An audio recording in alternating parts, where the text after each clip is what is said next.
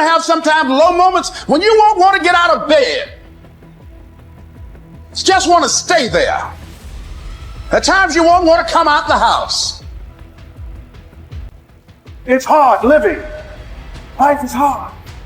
It's hard handling just the tragedies of life. It's hard. When you're working on something and you put everything you have in it, and it doesn't work out, you lose your money and other people's money. It's hard. You will go through things, and while you're going through them, you can't understand why it's happening to you. See, the point is, you don't know how much future you've got. What's gone is gone. There's absolutely nothing you can do about it. Some of you have had divorces. Some of you have probably had bankruptcies. Some of you have had terrible things happen in the past. But what's gone is gone. It's in the past. And to spend your time focusing on the past is to spend the only thing that you've got, and that's what's right here, right now, because the sand never stops running. This is all we've got. And to spend your time now thinking of what happened there is making absolute certain that the future is going to be the same as the past. Now, I don't suppose many of us spend a lot of time thinking about that.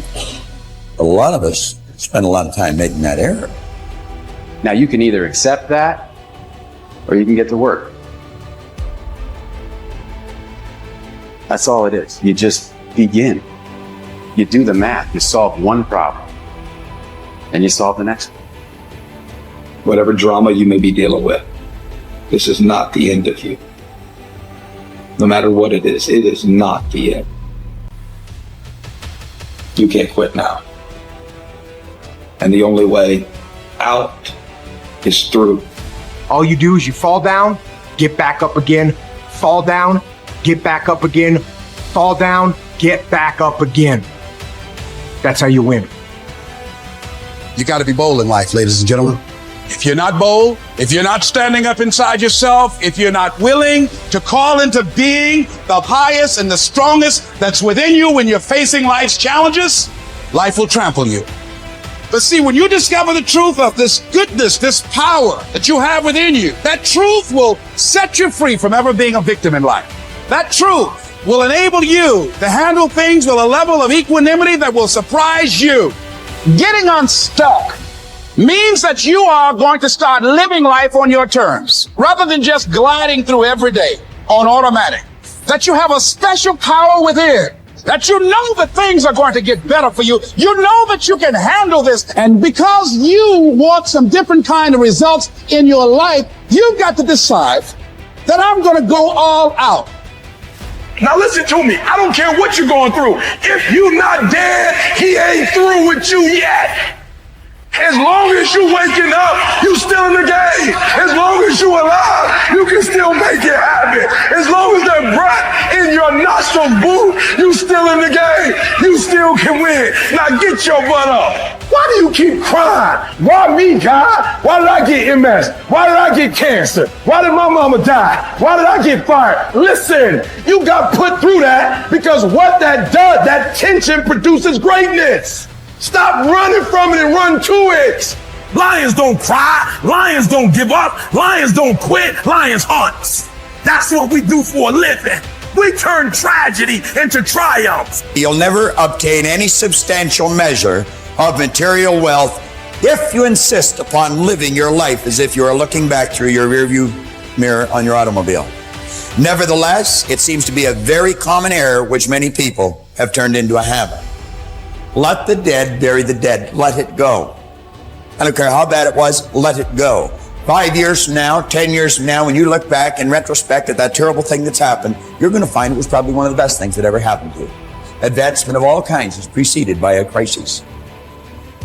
The greater the crisis, the greater the opportunity for advancement. Or you could put it another way. You could say, out of all confusion comes order.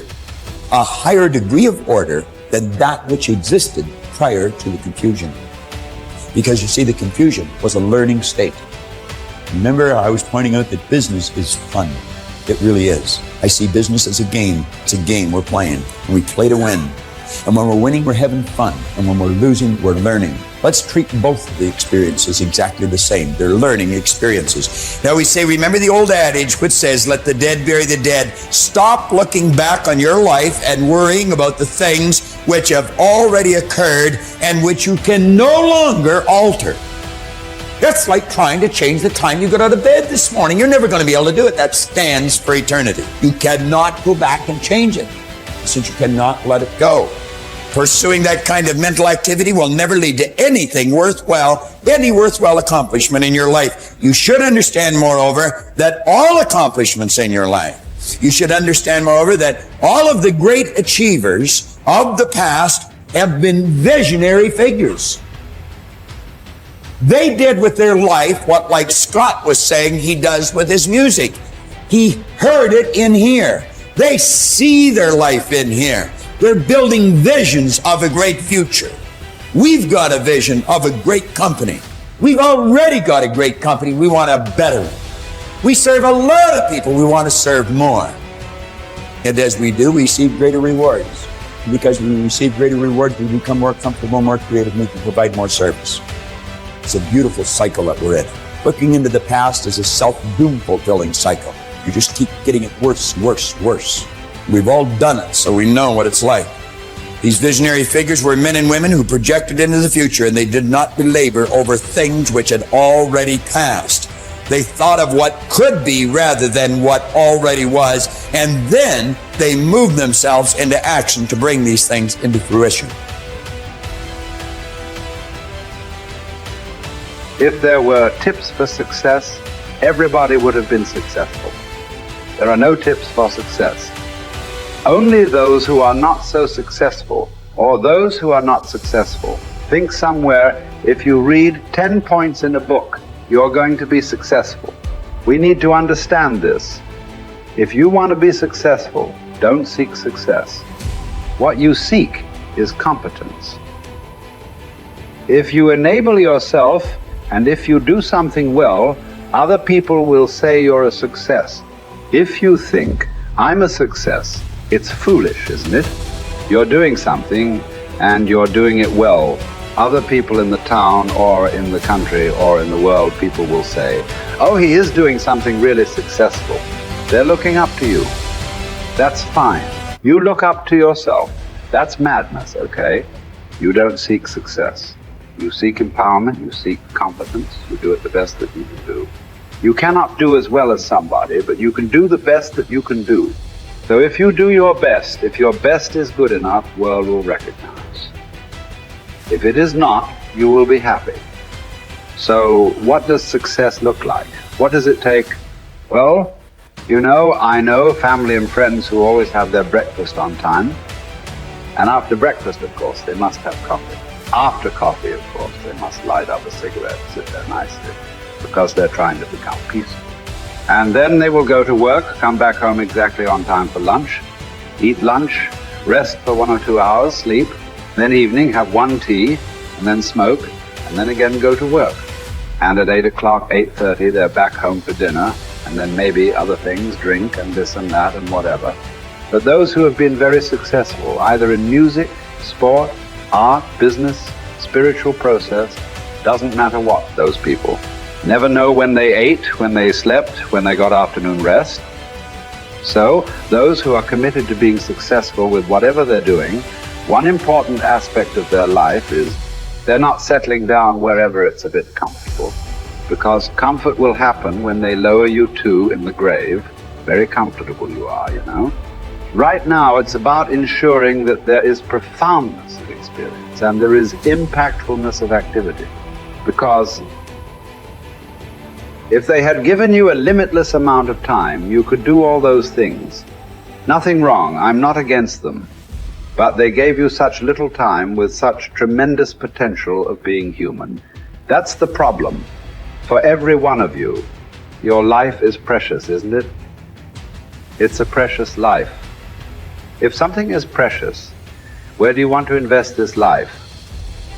Because what you call as my life is just a certain amount of time and energy, isn't it? As you sit here, your life is ticking away, or no? What is ticking away is not time. What is ticking away is your life. So this energy that you call as my life, how are you going to invest it? Because if you're doing something truly worthwhile, it gets over before you know what happened. Only if you're doing something worthless, it feels like a long life. Have you noticed this?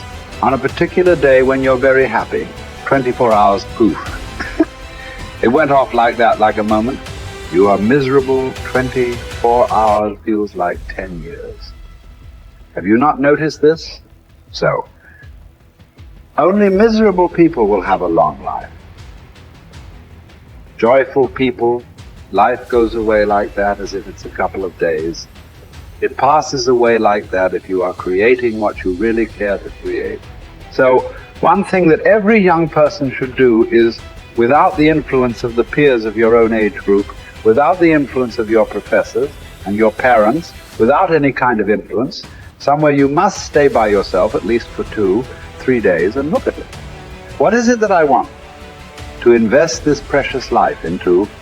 What is it that will be worthwhile today and worthwhile after 50 years for me to invest myself into? You invest your life into that, whatever it is, however small, big, it doesn't matter. If you see that this is something truly worthwhile and you invest your life in that, this will be a life of fulfillment.